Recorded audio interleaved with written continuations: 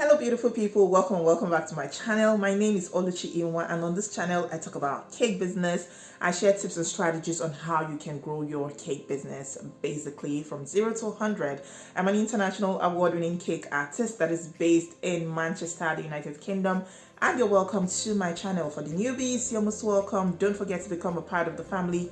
Click on the subscribe button and turn on notifications so that you're notified when I upload a new video. And don't forget to like this video right away. And if you've always been here, thank you so much for your unending support. I am so grateful.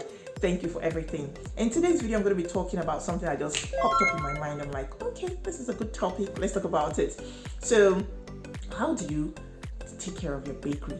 Not really take care, because that's going to be a whole topic on its own, but I'm just going to look at a particular aspect of cleaning, which I would say is not really talked about. I really couldn't even get some information about it when I checked online. But these things I want to share are things that I practice in my own bakery back at home in Nigeria, and I feel they would help you. So there are things that are not really common, they are uncommon when it comes to cleaning your bakery or cleaning your tools, your utensils, things that you should know basically. So if it's something you're interested in and you'd like to learn how to take care of your tools, how to take care of your bakery in some aspects, I'm going to be sharing 5 points for you or with you. So without further ado, let's get right into the video.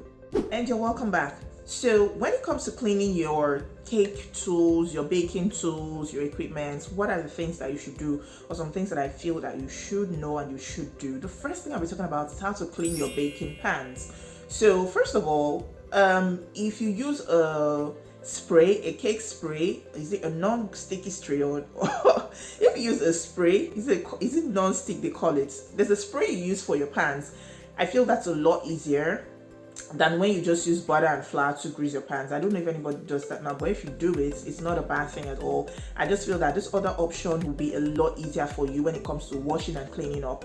And secondly, if you also use a grease or a baking paper or a parchment paper, it would also help you, so you have less work to do when it comes to cleaning. But then an important and a major part of cleaning cake pans when it comes to me, and I used to hammer this when I'm talking to myself, like I used to make sure that this is something that you do. When you use your sponge and your soap and just try to clean it, your I think it's sponge. So when you use your sponge and your soap, of course you will get your pans clean.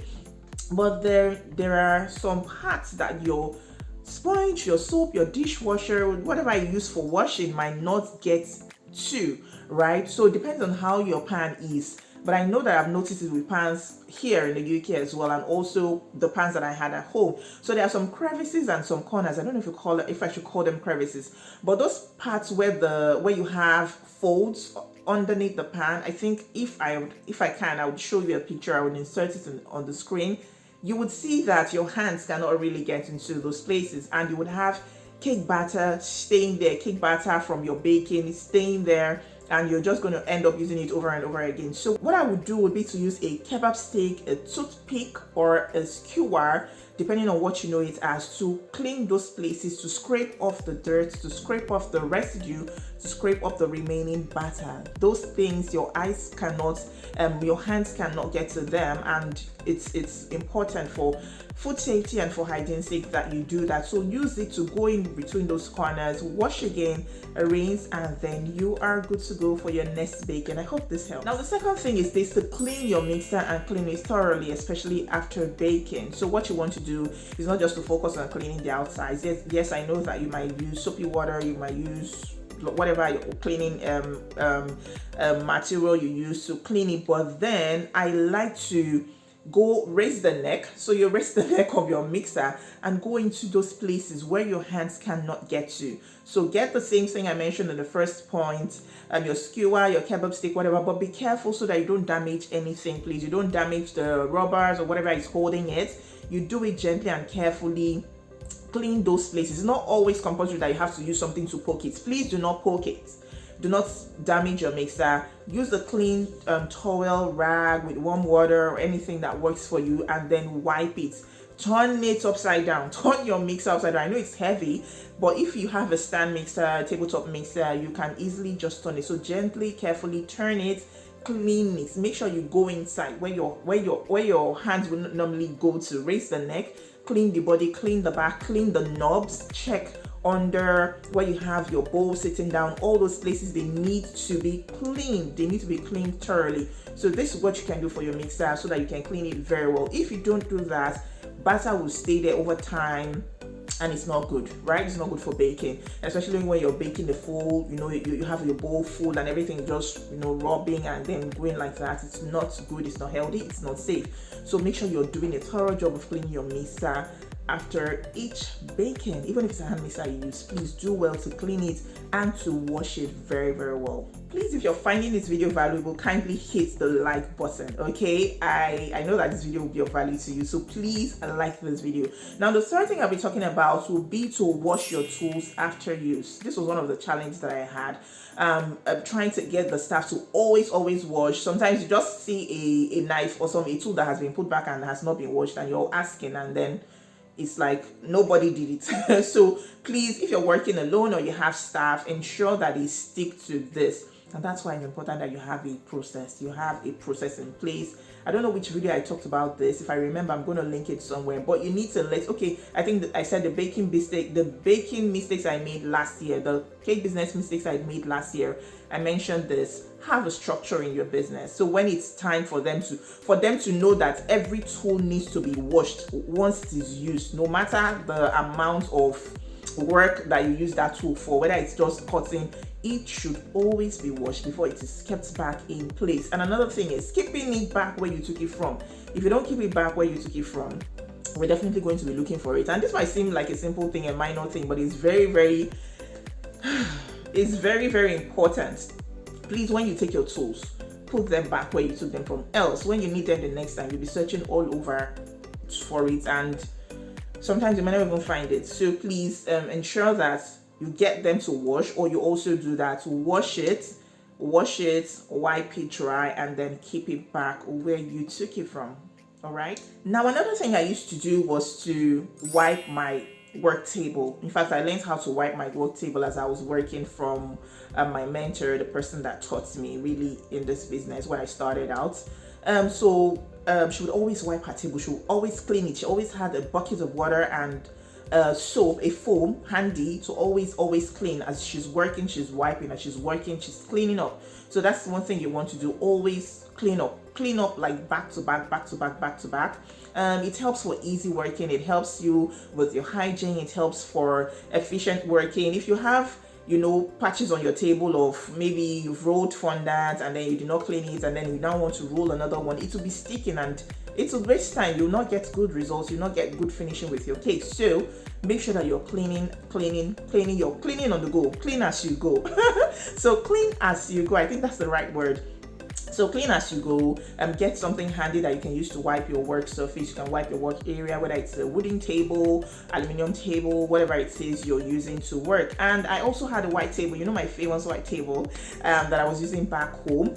Sometimes when I work with colors on it, they will get these stains on it, and if you don't take care of it, they will become permanent stains. So what we used to do would be to use baking soda. We'll use baking soda to clean and wipe the table. So we'll clean, wipe it off, and those colors will be gone. So I know that baking soda is a good cleaning agent.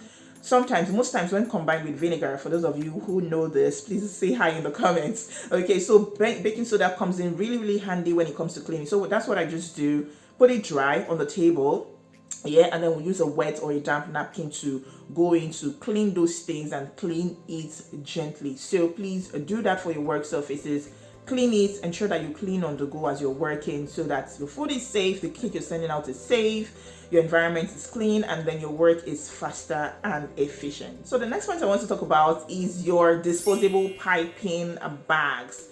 Those things can be a pain in the neck, honestly, because if you get one that is of poor quality, as you're using it, it will just be bursting, and bursting when you're piping on your cake, to just pop and burst open like that, and you don't want that. So please, first of all, get a quality one that you use for your decorating. And then the next thing I want to talk about regarding this is that I find out that if I use cold water to wash it, it's easier for me. Like, it's non-greasy. I find out that using hot water is easier. So like when you put your disposable piping bag in the water, the hot one, the buttercream just melts off and everything, but then it leaves a greasy feel. Am I saying something that you can relate to it? If I am, please let me know in the comments. Can you relate to this? What temperature do you use for washing, temperature of water do you use for washing your disposable piping bag? I don't know why the words are too much to swallow or to handle. So, but I feel that using cold water makes it clean for me. So that's what I do. I use my washing liquid and then just go in and wash the bag. When I do that, it's quickly clean. It's quickly clean as opposed to using hot water. That leaves oil. The oil will just be on it and everything. So let me know what works for you. How do you take care of your piping bag? How do you take care of this? So these are the things that I just feel I should share. I know that there are still some others that I cannot remember now, but these ones are the ones I remember that I used to do back home, and they really helped me a lot. When it comes to oven, please, yes, make sure that you clean your oven. I know that for fabricated oven it is not that easy because of the material that it is made of, but if you have ovens that you use, probably electric oven or the oven you use at home or the ones you have in your house, then please either you do self-cleaning or you get your cleaning materials so that you can always just clean up your oven nice and good. Clean your glasses so they're fine. You can see through them when you're baking. You can see what you're baking and all of that. For those who have fabricated oven, I know that over time the iron, the material it makes of it breaks up because of the heat, and then you have it at the base. So make sure that you're cleaning it out, sweeping it out, basically servicing your oven. Service your oven. Okay, so I think that's what I should say. So you can get someone to service your oven because it can be quite hot, can be really hot, and you cannot use soap. You cannot use soap and water to clean the interior, the insides of the oven. So once in a while, service it. You can respray, you can just take care of it. Okay, just service it. I am going to link that video on servicing fabricated ovens, just in case you're yet to see, just in case you're in Nigeria or any other country where this type of oven is the go-to. Okay, so please, I would link that video, ensure that you watch it. I hope that this video has been of great help. Please don't forget to hit the like button if you're yet to like this video. Please, I beg of you, like this video, and also don't forget to subscribe to my channel if you're yet to subscribe to my channel. And also, if you have any questions, you can drop them in the comments and I'll do my best to answer your questions. All right, engage with me, drop me some fruits, drop me some emojis, give me some thumbs up in the comments. Just talk to me in the comments, please. I would love to read and to hear from you. Okay, and please share my video. Yes, share these videos with those in your caking communities. Let them watch, let them like, let them comment, let them ask questions. I'll be willing to take their questions. I'm looking forward to having our cake business blueprint class. Thank you to those who have signed up. I am looking forward to having that class with you. Okay, until I see you in my next video, stay happy, stay safe, and stay blessed.